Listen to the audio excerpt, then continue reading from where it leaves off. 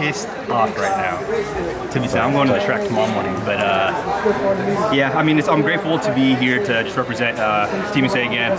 It's only my 5th race, 3rd meet of the year, so obviously there's some things I need to tweak in my race and race rhythm. I already talked to my coach while I was taking my lap around the track, so there's a few areas that I need to, actually there's one main area that I need to adjust, and I know I can run a lot faster than what I did today. It's just a poorly executed race, kind of let the moment get, I kind of got a little too excited during the moment, so paid for it at the end, so it's just a learning experience, and I just got to go out there and make some corrections.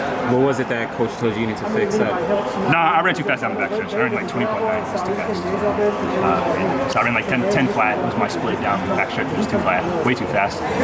So I need to back it up a little bit, and then that will allow me to run a much stronger finish. So. Do you feel like your first 2 rounds set you up perfectly for today, or?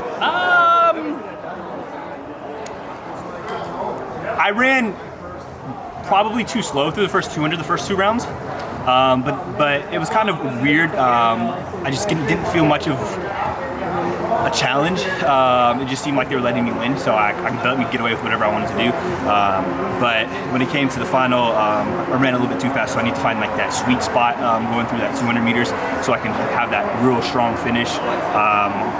I'm not too pleased with my splits. It's just a learning experience again, and I need to fine-tune and sharpen up before we get to Paris.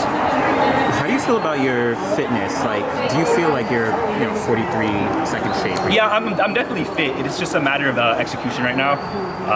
Obviously, didn't run it all last year, so I'm kind of out of whack a little bit. But I need to just be a little bit more patient and then take this next couple weeks to really fine-tune my craft and be really locked in. So I think that's what I'm going to do these next couple weeks while I reflect and just move on from there. Do you feel comfortable in the 400, like getting back into it after last year?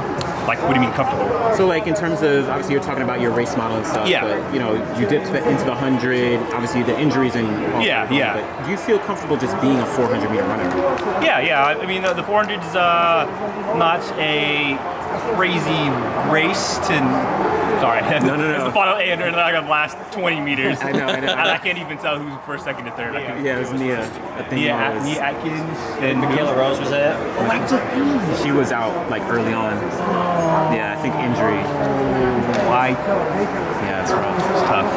That is tough. Sorry, what was the question? No, just comfortability in the 400. Yeah, I mean, I'm always going to be comfortable running it. When I run that 43, I'll be extremely confident. I know it's in me. I'm in great shape. My training this year has been a little bit different than previous years, just because I've been dealing with some things on and off the track preventing me to train like I traditionally do.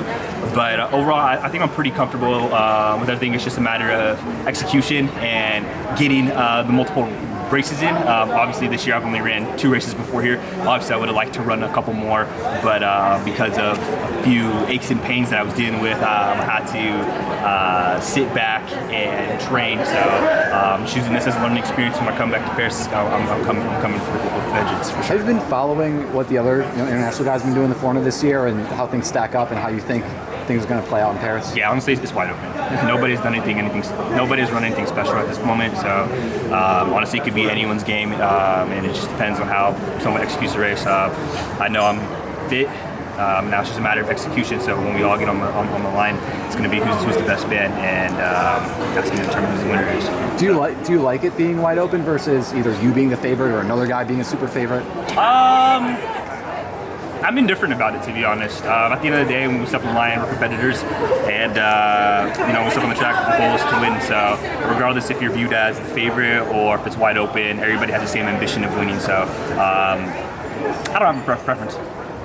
You're in this field today with Quincy. 8 years ago, you're in the same position, essentially. Oh, yeah. I was like, in the 200. Quincy Wilson, sorry, not Quincy Hall. Like, sorry.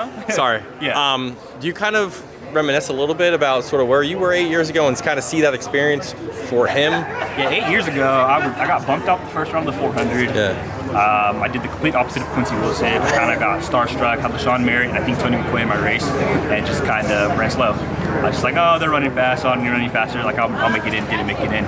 So when I came to the 200, I said, you got to beat me, and that's all she wrote. I ended up making it to the final. By the time I got to the final, I was cooked. Legs were toast. I was tired. But just went out there. I remember it being one of the greatest races that I've ever run. Not in terms of like time, but just kind of the environment of the Olympic trials. So yeah, no. Looking back at some of the pictures of me running back then, it's been quite a journey, and obviously my journey's not over yet. So just getting ready for my second opportunity at the Olympics. Michael, how cool is it to see Wade